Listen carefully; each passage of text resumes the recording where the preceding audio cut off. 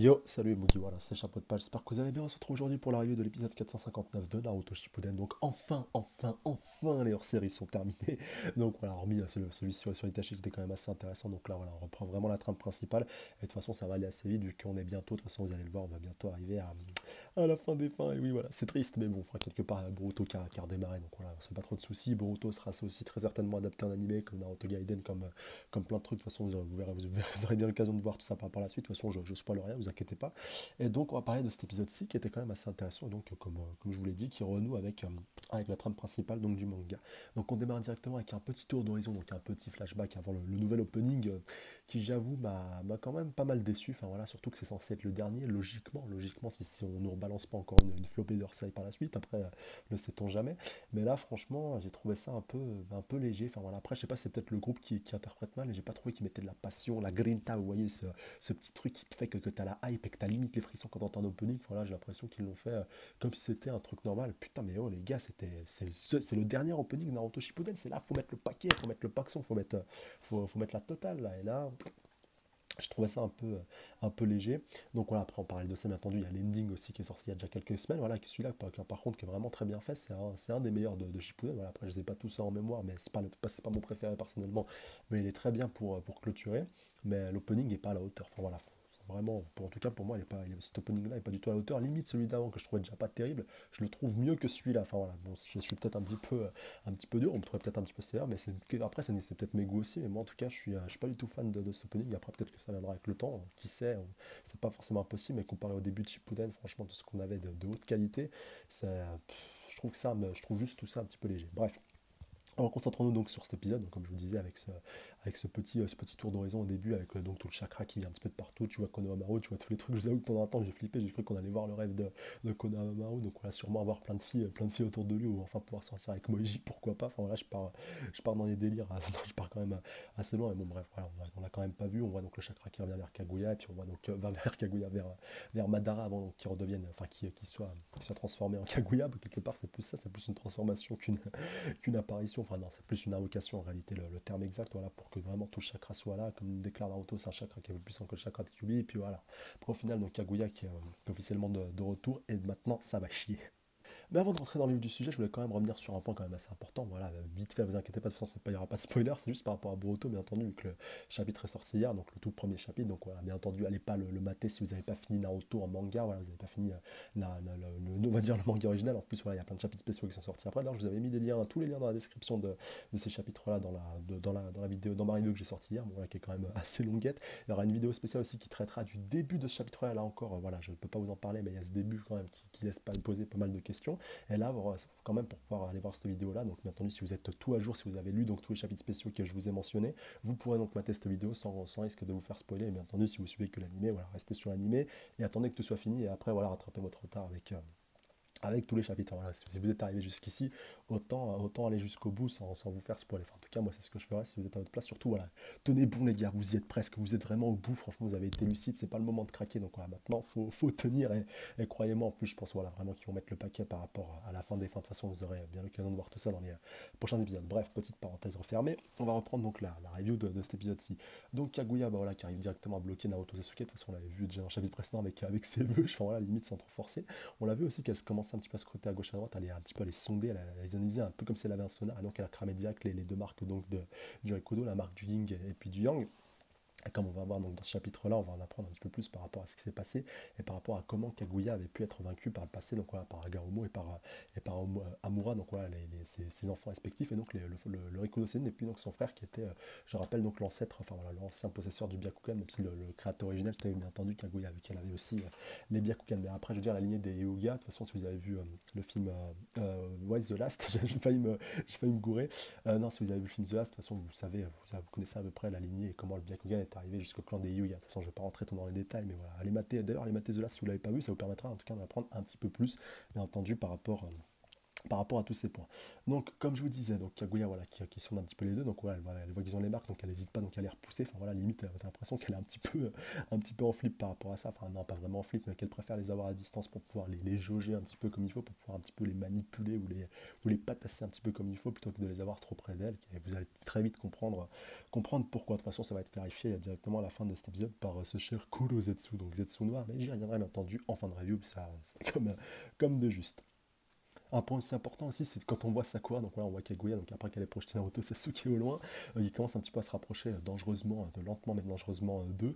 Et au passage, voilà, elle va croiser un petit peu la route de Sakura, Sakura qui va être complètement tétanisée et bloquée, puis même Kakashi, voilà, qui est un petit peu en arrière-plan, voilà, pense putain Sakura, c'est pas le moment de faire un pas de travers, parce que voilà, Naruto Sasuke ils sont lucides et tout avec les pouvoirs durs, les coups d'homme, et toi là tu te prends un seul coup, tu te fais one shot limite, donc voilà, bouge pas d'un poil, voilà, laisse-la passer et tout, et elle fait pas la folle. Et en parallèle de ça, bien entendu, après, t'as Kaguya, donc il commence un petit peu à se concentrer et donc à essayer de réfléchir qui sont les réincarnations donc, qu'elle a en face d'elle. Donc au début, elle pense que c'est Omura et puis Amura donc, et puis Agaromo, et donc elle se rend compte que c'est Indra et Ashura, donc ce qui nous permet d'apprendre que Kaguya donc, connaissait les enfants donc, de son fils Agaromo, voilà, parce qu'on pourrait être amené à penser que le Rikudo Senin les avait eu un petit peu après tout ça. Après, donc, bien entendu, qu'elle a été scellée par Kaguya, par Agoromo, et puis voilà, punaise, c'est chaud, Agaromo ou Agomoro, et donc Amura. Et donc, voilà, finalement, bah, on apprend qu'elle les a quand même connus de son vivant. Donc, voilà, c'est quand même un élément assez intéressant. C'est vrai que dans le manga, voilà, moi, on l'avait bien entendu aussi, même si ça avait moins tilté. Mais c'est quand même intéressant, voilà, qu'on le sache quand même. Donc voilà, vous avez vu que j'ai un peu approché le micro, vu que je peux pas parler très très fort tant que je l'ai près de moi, comme ça vous avez quand même un son assez fort. Vous voyez quand même, voilà, je prends soin de vous et je vous écoute. Voilà, faut quand même avoir un petit peu conscience de tout ça, même si c'est pas très pratique pour moi, mais bon, c'est pas, c'est pas important ça. Le plus important, c'est votre confort à vous, bien entendu.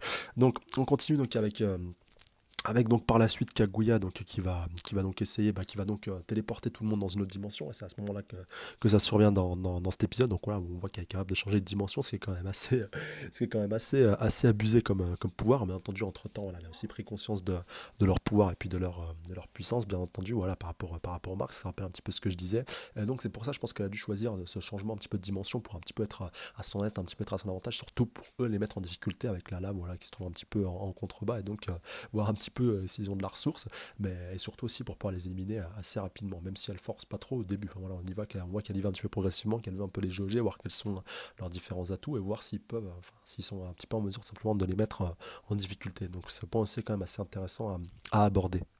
Et bien entendu aussi Kaguya, voilà, qui leur a déclaré, bien entendu, avant donc, qu'elle les plonge leur dimension de live, de live, de lave, pardon, punaise, il faut que j'arrête le live avec Jean-Pierre 15 Relouf, voilà, ça commence à déteindre un petit peu sur moi.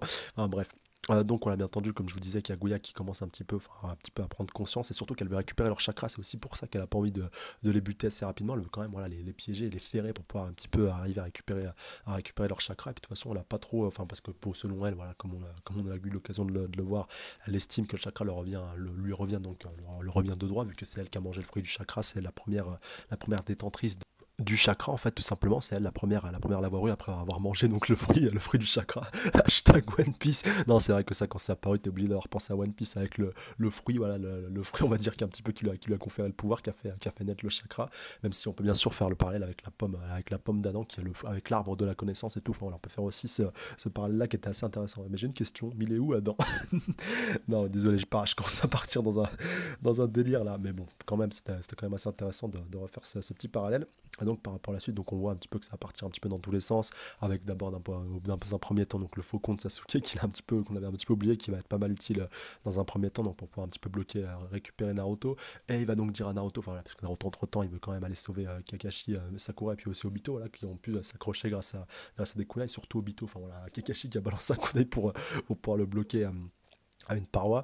Et puis donc voilà, pour Kakashi et Sakura, ça va être un petit peu limite, et comme déclare Sasuke, de toute façon, voilà, il va falloir qu'on soit tous les deux pour pouvoir arriver à la sceller, car on a besoin de nos deux pouvoirs conjoints pour pouvoir arriver à la sceller. De toute façon, on pourra pas, si un de nous deux crève, c'est mort, et puis l'humanité est finie et tout. Donc voilà, faut que tu revoies un petit peu tes priorités.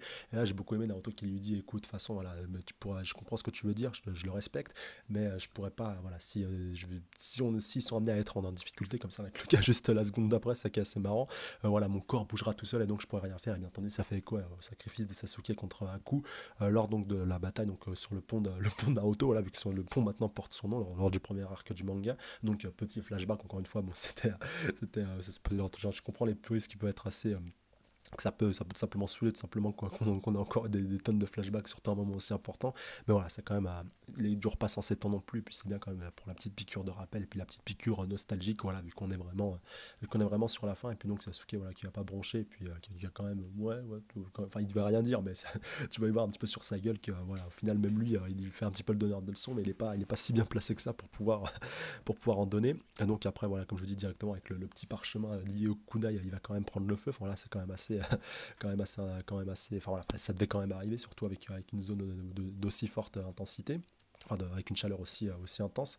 Et c'est là que tout simplement la dernière solution va s'activer, bah, vu qu'entre-temps aussi le corbeau de Sasuke va se faire attaquer par les milliers de techniques d'os, voilà, ce qui fait un petit peu référence à, je pense, à ce cher, punaise, à ce cher Kimimaro, voilà, qu'ils ont le même nom de famille, en plus ils sont de partie du même clan, le clan Kaguya. On voit aussi Kaguya, elle a les deux marques donc, du clan Kaguya typique, les deux marques rouges sur le front, un petit peu comme Kimimaro. Donc Kimimaro est certainement un descendant du clan Kaguya lui aussi, même si ça n'a jamais été ni confirmé ni infirmé dans le manga, mais le fait qu'il manipule un petit peu près le même genre de technique par rapport aux os et tout, enfin voilà, c'est pratiquement certifié à 200% que c'est bien le cas.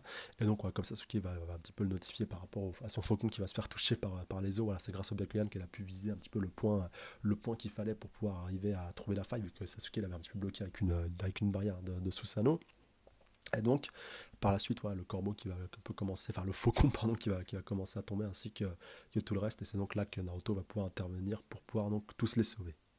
Et aussi un point intéressant, donc, ce sauvetage intérieur, voilà, quand on voit Kakashi donc, qui est encore accroché avec son kunai, avec Sakura là, qui commence un petit peu à chouiner en se rappelant son cher étant de Sasuke qui avait commencé à les protéger après donc que le Mugen Tsukiyomi soit activé et tout. Enfin voilà, elle est un petit peu nostalgique aussi par rapport à tout ça, mais surtout aussi en parallèle de ça, Sasuke qui lui dit que voilà, maintenant Kakashi et Sakura sont un petit peu useless par rapport à la suite, vu qu'ils peuvent grosso modo servir à rien, et que s'ils auraient en fait au final ça aurait été un peu mieux qu'ils se fassent avoir et aussi par le Mugen Tsukiyomi, ça aurait été une charge en moins, ils auraient pu combattre un peu plus librement. Mais bon, comme on va le voir après, donc avec Naruto qui va sauver tout le monde avec son fameux Kagebunshin no Jutsu, enfin voilà, pour pouvoir arriver à sauver tout le monde. Enfin, d'abord, dans un premier temps, grâce à ses boules noires, il va réussir à l'éviter, un peu comme Madara et puis un peu comme Obito.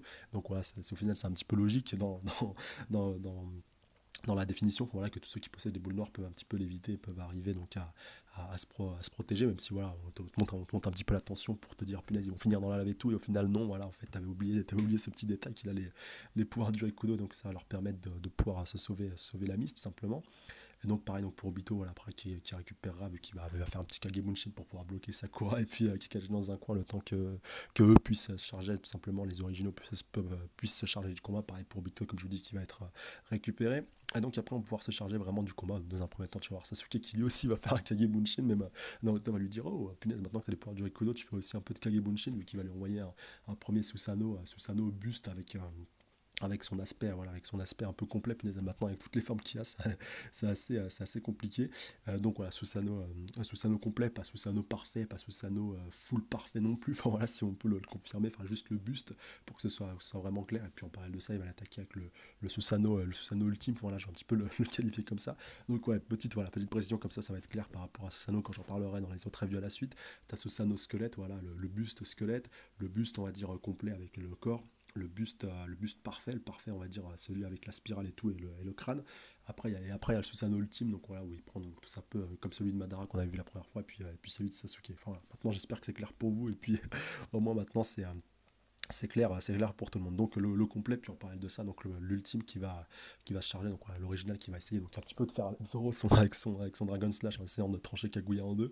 Puis tu vois Kaguya qui bouge pas d'un poil tout simplement, et puis qui tend juste la main vers le haut, et puis qui fait fondre Susanoo comme si c'était de la glace. Voilà, c'était assez marrant. D'ailleurs, je crois pas que ce passage était dans le manga. Encore une fois, il faudrait que j'aille revérifier, mais c'était quand même assez intéressant de voir que le Susanoo n'avait absolument aucun impact sur Kaguya. C'était quand même assez, voilà, c'était bien quand même de le montrer, de le mettre en valeur comme ça.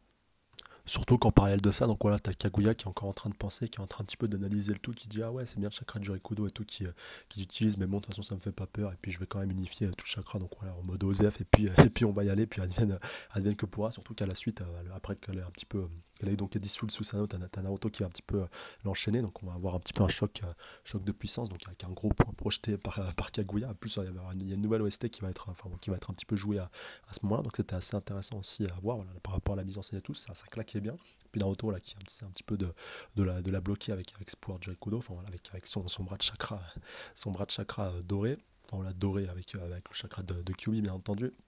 Et donc au final, on résulte que Naruto finit un petit peu projeté au loin, surtout avec Sasuke voilà, qui, essaie, voilà, qui était lui aussi un petit peu en train d'essayer de se rattraper avec son Susanoo qui était en train de fondre.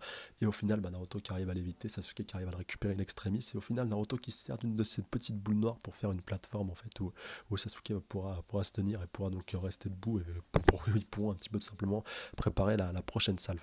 Et en parallèle de ça, donc on va partir d'un autre côté, d'un autre endroit, on va dire, dans les différents, sur là où il y a encore des belligérants qui peuvent encore se déplacer, bien entendu les Edo Tensei, donc on voit avec les pouvoirs de Madara et les bâtons noirs et les boules noires qui sont un petit peu en train de se dispatcher, de se disloquer. On va le voir aussi du côté de Minato à Konoha où il commence un petit peu à se relever et puis il déclare qu'il a une dernière chose à faire auprès de Naruto. Donc voilà, assez intéressant que ce qui va se passer. On verra bien tout ça par rapport à la suite. Attention, ne spoilez pas dans les commentaires bien entendu.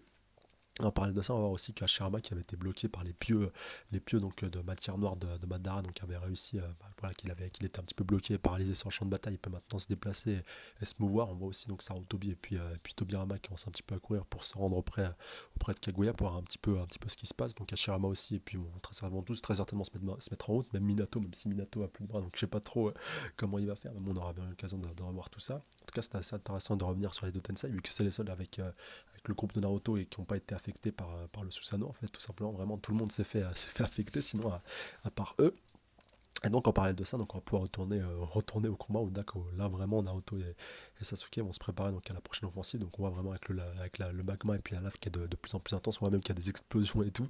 Et donc ils se préparent tout simplement à contre-attaquer en attendant donc que la fumée un petit peu commence à se dissiper. Sauf que cette brave donc Kaguya a réussi à passer un petit peu par derrière en étant littéralement en pleurs en fait simplement devant les visages donc de Ashura Indra, donc elle bien entendu enfin de Ashura Indra, de Naruto et Sasuke. Et donc voilà, elle vous en doutez bien qu'elle voit donc Agoromo et puis donc Amura ses fils, et donc qu'elle pleure un petit peu de désespoir et de tristesse vu que c'est elle qui leur a donné la vie. En plus on va avoir droit à un petit flashback par rapport à tout ça, par rapport à tout ce qui s'est passé, par rapport à sa confrontation. Et puis même Naruto qui déclare ouais mais moi de toute façon je voulais c'est Jubi que j'ai envie de sceller, c'est pas Kaguya. Et puis donc il va bien comprendre par la suite que Kaguya et Jubi sont un petit peu liés, surtout que Kurozetsu va faire son retour aussi grâce à Kaguya à ce moment-là. Voilà, et puis on va prendre un petit peu plus pardon, par rapport à lui, même si on avait commencé les révélations au chapitre précédent quand il avait commencé à poignarder ce pauvre Madara, voilà, qui a vraiment pas dû comprendre ce qui lui arrive. Et donc Kurozetsu qui nous apprend, donc le Zetsunor qui nous apprend qu'il a été créé tout simplement au moment où Kaguya et puis donc pardon, Kaguya oui a été scellé donc par Amura et puis donc Agoromo, donc voilà, le Rikudo Senin en personne, voilà, par ces deux-là, et donc par les mêmes sceaux qui possèdent chacun sur leurs mains. Et donc comme le pense et comme l'a deviné assez logiquement le Kurozetsu, qu'il leur a donné donc ces pouvoirs-là, le Rikudo Senin, parce qu'il savait que Kaguya allait revenir tôt ou tard et que voilà, le retour de Kaguya allait être quelque part un petit peu inévitable. Donc il a voulu les armer pour pouvoir arriver à lutter efficacement face à sa petite maman, parce que c'est aussi, c'est aussi sa mère. Et donc on apprend que Kurozetsu a été créé donc juste au moment, juste avant donc, que Kaguya soit scellé par ses fils, et donc pour pouvoir tout simplement la ramener un petit peu plus tard. Et donc au final, Kurozetsu il aura vécu assez longtemps. C'était même sûrement la créature qui a vécu, ou l'être qui a vécu le plus longtemps depuis donc le Rikudo, et puis donc depuis cette époque-là, donc bien plus vieux que Madara, bien plus vieux même que Ashura et Indra. Enfin peut-être non, peut-être pas, enfin non, vu que visiblement Kakuya les connaissait déjà, donc non, ouais, peut-être pas Ashura et Indra, mais en tout cas des personnes qu'on connaît, voilà, bien entendu avec Madara et puis Hashirama, on va dire des contemporains. C'était bien entendu en tout cas lui qui était le plus vieux, encore plus vieux, donc Hashirama et Madara qui étaient les plus vieux qu'on connaissait jusqu'à maintenant. Enfin, ouais, vraiment pour être clair et complet par rapport à tout ça, et que donc son plan était parfaitement orchestré. Pareil donc j'allais dire son massacre du clan Uchiwa, quelque part il n'est pas totalement étranger vu qu'il a modifié donc la stèle de Uchiwa. Donc ouais, il a réussi à créer un conflit quand même assez millénaire limite entre les Senju et puis les Uchiwa, même si enfin voilà, c'est un petit peu quelque part de lui que tout ça est parti, que ce conflit, que cette opposition et que cette rivalité est partie grâce à ça, grâce à tout simplement à tout ce qu'il a réussi à mettre en place pour pouvoir donc un petit peu foutre le bordel. De toute façon c'est même lui qui l'avoue de son propre aveu, que toutes ces guerres, toutes ces personnes et toutes ces morts, c'est un petit peu le fruit de son œuvre quand même à cet enfoiré. Donc c'est bien quand même de le requalifier, de le repréciser, et puis voilà, de le remettre un petit peu en avant, parce que quand même Kurozetsu, c'est, même si on le voyait un petit peu comme quelqu'un d'étant un petit peu secondaire, ça reste quand même voilà, un bon gros enfoiré des familles, et que même s'il n'est pas esthétiquement très puissant et qu'il a un aspect assez repoussant, ça reste quand même le plus gros enfoiré et le plus gros mindfucker de tout Naruto qu'on ait vu depuis le début du manga. Enfin voilà, le plus malin et plus intelligent que tous les autres. Il a réussi tout simplement à faire rentrer tout le monde dans son jeu, et surtout à berner tout le monde. Enfin voilà, c'est vraiment juste complètement ouf. Il faut vraiment prendre conscience de ce point-là. Et donc comme il l'a voulu lui-même, enfin, voilà, après par rapport par rapport à Naruto et Sasuke, maintenant qu'il les a un petit peu bloqués, vu que son corps est un petit peu sur leur visage des deux. Puis là, t'as Naruto qui comprend rien, qui dit, mais moi, c'était pas Kaguya à qui je voulais du mal, c'était Jubi. Enfin, voilà, c'était juste pour faire écho par rapport à ça. Et puis, de toute façon, vous vous en doutez bien qu'il y a un lien, bien entendu, entre Kaguya et puis ce cher Jubi, que ce soit par rapport au chakra ultime que les deux possèdent. Même Naruto, de son propre aveu, comme il déclara que le chakra de Kaguya est encore plus puissant que celui de Jubi. Donc voilà, tout est lié, bien entendu. Enfin voilà, par rapport à tout ça, en fait, de manière générale. Et comme donc on va le qualifier ce cher tout simplement Zetsu Noir, il va donc leur montrer ce qui s'est passé, donc voilà, et qui a amené à Kaguya donc à devenir ce qu'elle est devenue, et pourquoi en fait Agaromo et puis donc Amura, donc ses enfants, ont été amenés tout simplement à se rebiffer contre elle. Et donc l'épisode se termine là-dessus, et c'est un autre bien entendu très très lourd par rapport à la suite, surtout que Naruto et Sasuke sont bloqués, donc voilà, il va falloir trouver une petite parade pour pouvoir arriver tout simplement à s'en sortir, et pour pouvoir tout simplement arriver à inverser la vapeur, voilà, avec le magma, la lave, là, vous avez compris le jeu de mots et tout, enfin voilà, bref, c'était un jeu de mots pourri, et puis voilà, moi je pense que c'était important d'en parler. Et donc maintenant je vais parler de la preview, donc voilà, si tu veux pas te faire spoiler, si tu veux quand même, voilà, on va regarder une surprise, parce que voilà, tu vas être surpris quand même dans le prochain épisode, vu la preview qu'on a vue, donc voilà, vraiment, pars maintenant si tu veux pas te faire spoiler. C'est bon, t'es parti. Bon, moi je spoil, voilà, je spoil la preview. Donc, par rapport à cette preview, donc, qui nous annonce un petit peu voilà, le gros flashback sur Kaguya. Donc voilà, ça faut savoir que dans le manga c'était pas du tout présent, c'est pour ça aussi que je vous parle de spoiler, donc pas du tout, voilà, vraiment de l'inédit à 100%, donc voilà, un petit peu du hors-série du coup, mais du hors-série, hein, du hors-série, pas vraiment du hors-série dans la série, enfin voilà, c'était quand même assez, je pense que ce sera quand même assez intéressant, en tout cas la preview a l'air très prometteuse. Oui, très prometteuse. Oui, que c'est une review que c'est féminin. Enfin, voilà, le mec qui fait des accords un peu en freestyle. Non, mais tout simplement pour vous dire que pour Kaguya, on en apprend un peu plus par rapport à elle. Je pense qu'on va aussi apprendre comment elle a pu rentrer en possession du fruit de chakra. D'ailleurs, je crois bien que c'est mentionné dans la preview. Et donc, on va voir à quoi ressemblait le monde de Naruto avant donc l'apparition du chakra, du ninjutsu, du ninshu, de tout ce que vous voulez. Donc, voilà, un monde un petit peu tout simplement médiéval, sans un monde un petit peu humain quelque part qui pourrait un peu correspondre au nôtre. Donc voilà, ça va être intéressant de voir tout ça, en place, et puis surtout de voir comment Kaguya va évoluer avec ses contemporains, et ce qui va l'amener tout simplement, je pense, à manger ce fruit de chakra, à vouloir donc assujettir tout le monde. En tout cas, on aura l'occasion de voir tout ça dans les prochains épisodes, enfin dans le prochain épisode déjà. J'espère que le flashback durera pas 40 ans non plus, mais voilà, en tout cas, ce sera quand même intéressant de voir comment tout ça sera géré. Donc voilà, vraiment vivement hâte que ça arrive, et puis surtout qu'on reprenne un petit peu les vrais bails, qu'on reprenne le combat, et voilà, avec une petite piqûre de rappel, et puis enfin de rappel d'information et de révélation, ça sera quand même assez intéressant, et le combat aura une toute autre saveur une fois toutes ces informations en notre possession. En tout cas, comme d'habitude, n'hésitez pas à laisser vos avis dans les commentaires par rapport à tout ça. Est-ce que cet épisode vous a plu? Est-ce que ce début de combat vous a plu? Surtout, voilà, si vous venez de découvrir, on va dire un petit peu cet épisode-là, voilà, que vous suivez sur vraiment que les épisodes. Et si vous avez suivi le manga, est-ce que l'adaptation vous plaît? Voilà, est-ce que la mise en scène vous plaît? Les nouvelles OST vous plaisent? Voilà, dites-moi vos avis par rapport à tout ça, votre ressenti dans les commentaires. Et puis je me ferai un plaisir donc de vous répondre, et puis de vous donner aussi, le mien. Enfin, voilà, pareil, si vous avez des remarques. En tout cas, comme d'habitude, n'hésitez pas à mettre un petit pouce bleu, commenter, partager, et surtout vous abonner à la chaîne si ce n'est pas déjà fait pour plus de reviews. N'hésitez pas à checker la page Facebook, le lien est dans la description.